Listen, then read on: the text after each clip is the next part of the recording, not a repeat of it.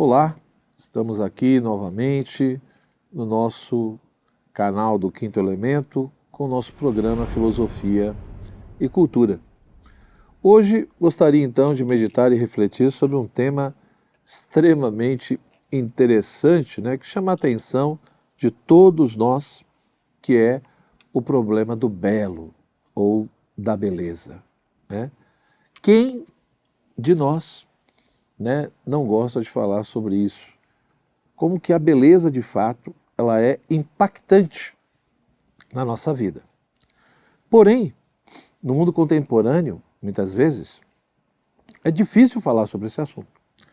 Porque a grande maioria das pessoas simplesmente repetem continuamente que o que é belo ou o que é feio é uma questão meramente de perspectiva, é uma questão apenas de olhar, ou portanto que tudo isso é muito relativo e que não dá para conversar sobre esse assunto.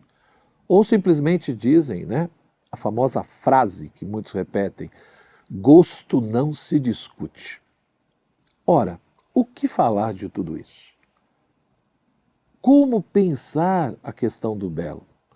E qual é a importância da questão do belo na nossa vida como, de fato, seres humanos?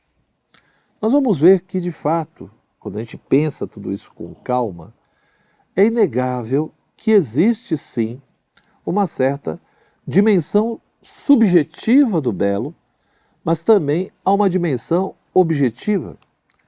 Não podemos negar que existe, sim, a questão do gosto.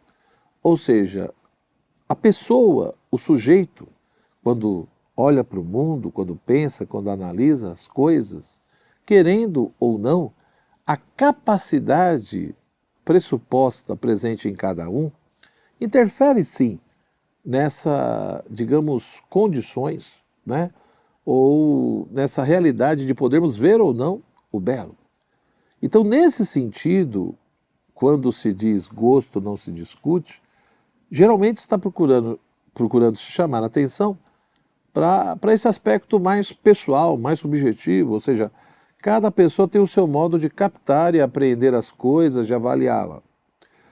Isso não é totalmente errado, isso realmente existe, ou seja, cada um de nós temos o nosso modo de ver, nosso modo de avaliar e de apreender a própria realidade. Então a questão talvez não é tanto discutir o gosto do outro, ou simplesmente ficar criticando. Nem sei se isso tem utilidade alguma, mas uma coisa é certa, nós podemos educar o nosso gosto. E talvez a questão de que gosto não se discute, repito, não é tanto de fato ficar debatendo ou discutindo o gosto, mas talvez despertar em nós a consciência de que nós precisamos educar o nosso gosto. Para isso, nós precisamos ampliar a nossa capacidade de apreensão e de compreensão das coisas. Precisamos, muitas vezes, nos permitir, ou de fato ir procurar ler, no caso da literatura, livros que são clássicos, que são diferentes daquilo que eu estou habituado. Precisamos também ampliar a nossa vivência e experiência com a questão da pintura, da escultura, ou a própria questão do teatro ou do cinema, etc.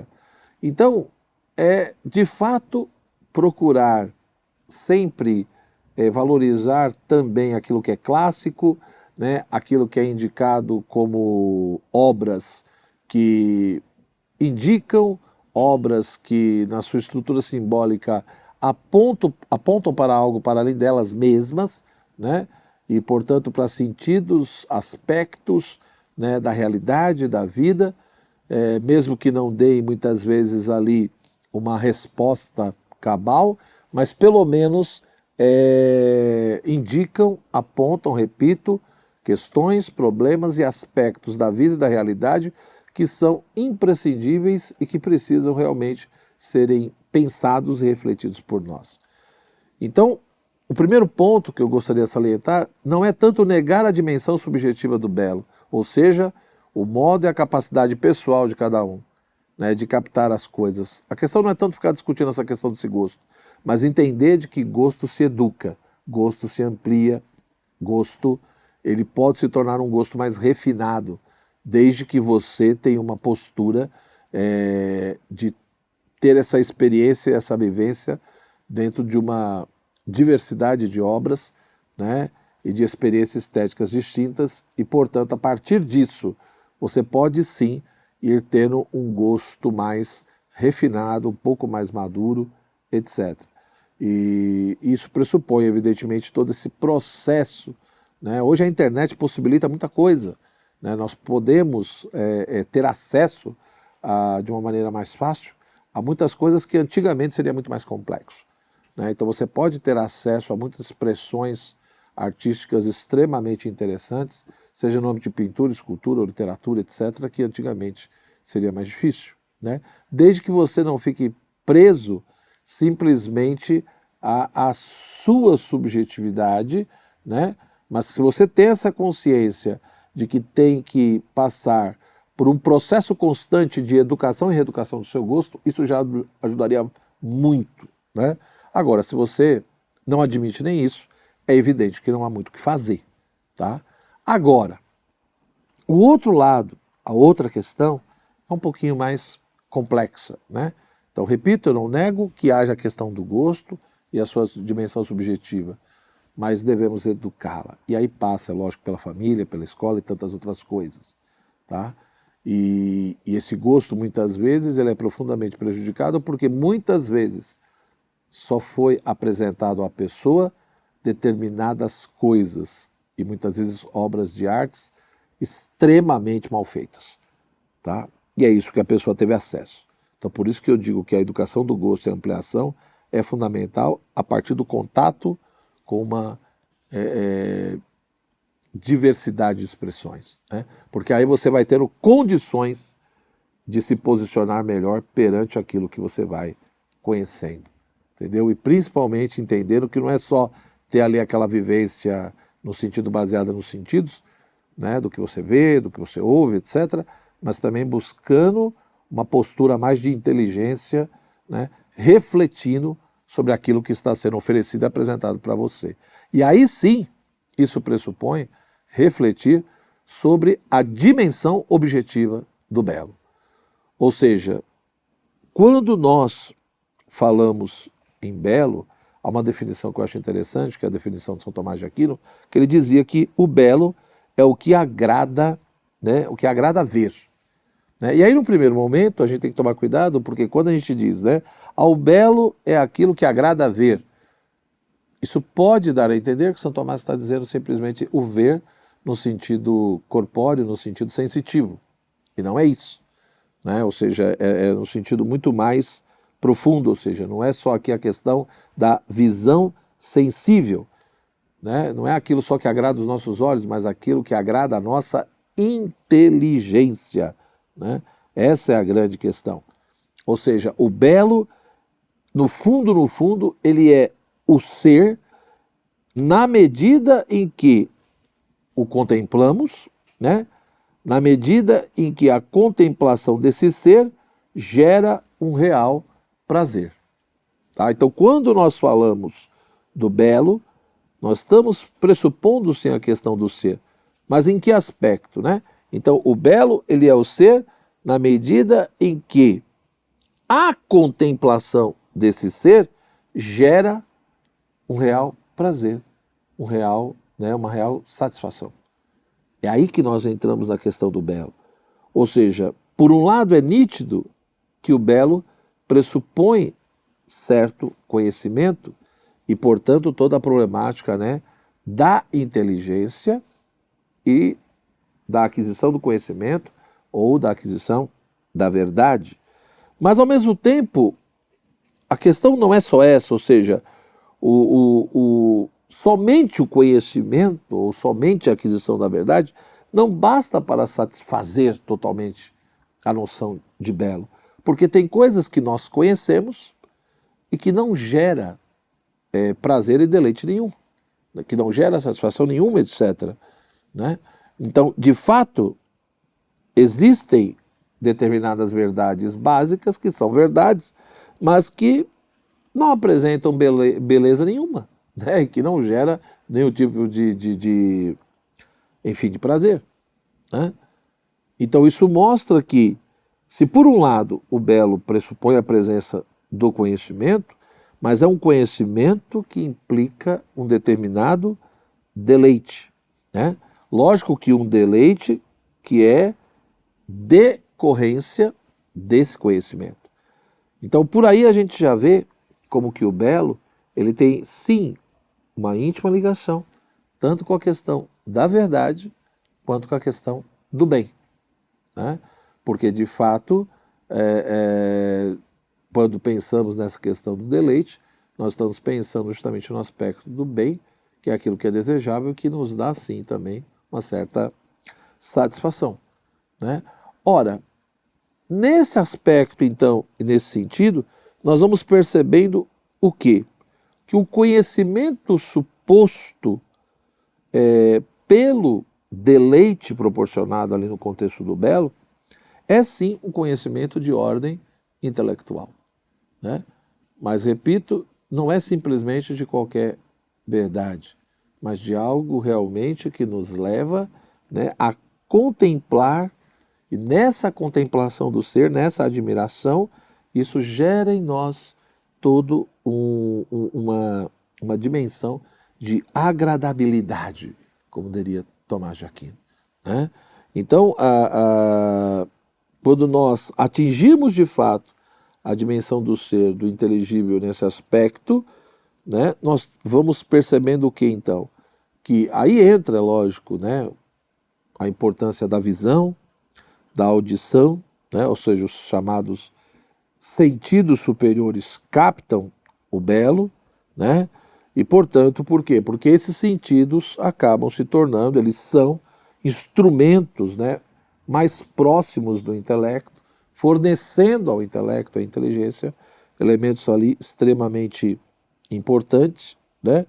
Então, assim, os sabores, os odores, eles até podem ser agradáveis, mas eles não são belos, né? Agora, quando eu penso nas cores, né, ou na musicalidade, aí eu já estou falando de coisas belas. Da mesma forma que nós precisamos entender que a apreensão do belo é algo desinteressado, né? Desinteressado no sentido de que não estou preocupado em se vai ter algum retorno ou não, alguma compensação ou não, né? É algo portador de toda uma gratuidade que me leva, né? Que me eleva e gera uma satisfação e um prazer totalmente envolvido na minha questão intelectual, né? Da realização das minhas faculdades superiores. Ou seja, quando nós pensamos naquilo que captamos pelo olfato, pelo paladar, pelo tato, etc., geralmente não tem tanta essa dimensão de gratuidade, mas sim já pressupõe uma certa questão de utilidade, de retorno, etc., né, de algo que realmente vai nos ajudar. Então, por aqui, a gente vai vendo o quê? Que, de fato, o belo, ele tem uma relação com a verdade, com o bem, por isso que pressupõe uma presença do intelecto, mas também da vontade. E, portanto, se a verdade realmente, né, é o ser conhecido pela inteligência e o bem é o ser apetecido pela vontade, o belo é o ser contemplado, admirado, né, que gera em nós um real prazer. Porque vemos ali uma proporção, uma harmonia, uma luminosidade e, portanto, todo um esplendor que se manifesta. Ora, nesse sentido e nesse aspecto, nós vamos ver que o belo, na sua objetividade, sempre pressupõe esses elementos. Não dá para falar de belo sem luminosidade, esplendor, harmonia, medida, proporção, né? E de fato, toda a presença desses atributos faz com que a coisa que é considerada bela, ela é bela porque intrinsecamente ela é portadora disso. Infelizmente, no mundo contemporâneo, muitos autores talvez caíram num equívoco, no sentido de achar que uma coisa é bela, algo é belo, porque eu amo aquilo. Como se o meu amor tivesse o poder de transformar algo em belo, né? Então, algo é belo porque eu amo aquele algo. Um objeto é belo porque eu gosto, porque eu amo. Será? Será que o nosso gosto, o nosso interesse, o nosso amor por algo tem o poder de transformar esse algo em belo? Algo é belo só porque eu amo? Só porque eu amo essa coisa? Ou será que é o contrário? Uma coisa é bela porque eu a amo? Ou eu a amo porque ela é bela? É o meu amor que transforma algo em belo? Ou é a beleza da coisa que desperta em mim o meu interesse e o meu amor por ela? Me parece que tudo isso nos leva realmente a perceber, né, que se por um lado existe a questão e a dimensão subjetiva, que é a problemática do gosto e, portanto, da necessidade de se educar o gosto, porque não nasce pronto e acabado, mas por outro lado também existe uma dimensão objetiva do belo, e nesse aspecto, nesse sentido, o belo não é uma coisa tão subjetiva e relativa assim, né? E talvez nós precisamos resgatar essa reflexão mais ampla sobre essa problemática. E você poderia me dizer, mas professor, por que essa questão do belo é tão importante? Porque me parece, eu tenho a impressão, de que uma pessoa que desde pequena não consiga contemplar o belo, não consiga admirar o belo e não consiga distinguir do feio, ela vai ter seríssimas dificuldades de conseguir conhecer a realidade, portanto, ela vai ter seríssimas dificuldades de, com a sua inteligência, atingir a verdade e aceitar a verdade, aderir à verdade, como ela vai ter muitas dificuldades de querer e amar o bem. Porque se a verdade é o ser conhecido pela inteligência, que é apresentado à vontade, né, que busca o bem, que nada mais é do que o ser querido e apetecido por ela, ora, o belo também é o ser. Só que é o ser contemplado que gera em nós todo um deleite, toda uma satisfação, todo um real prazer. Portanto, tudo o que é, se é verdadeiro, também é bom e belo. Se é bom, é belo e verdadeiro. E se é belo, é verdadeiro e bom. Porque no fundo, a verdade é o ser conhecido. O bem é o ser apetecido. O belo é o ser contemplado, admirado, que gera um deleite em nós. Logo, não é possível que uma coisa seja bela e não seja verdadeira e boa. Não é possível que ela seja verdadeira e não seja boa e bela. E não é possível que ela seja boa e não seja verdadeira e bela. E, portanto, acho que no primeiro momento o que mais chama a atenção do ser humano, desde pequenininho, é o belo, que precisa estar presente no nosso imaginário, para que depois a gente consiga ter a verdade presente na inteligência e o bem presente na vontade. Por isso, nós precisamos refletir seriamente sobre o que é o belo, né? E ajudar, de fato, desde pequenas crianças e depois os adolescentes, a refletirem sobre isso e ver a importância de tudo isso. Se gostou, deixa aí a sua curtida, compartilhe o vídeo, né? Como sempre, se inscreva no nosso canal do Quinto Elemento, que tem tantas outras coisas interessantes. E se quiser me acompanhar no Instagram, eu estou por lá, só procurar por Joel Gracioso. Forte abraço, até o nosso próximo encontro.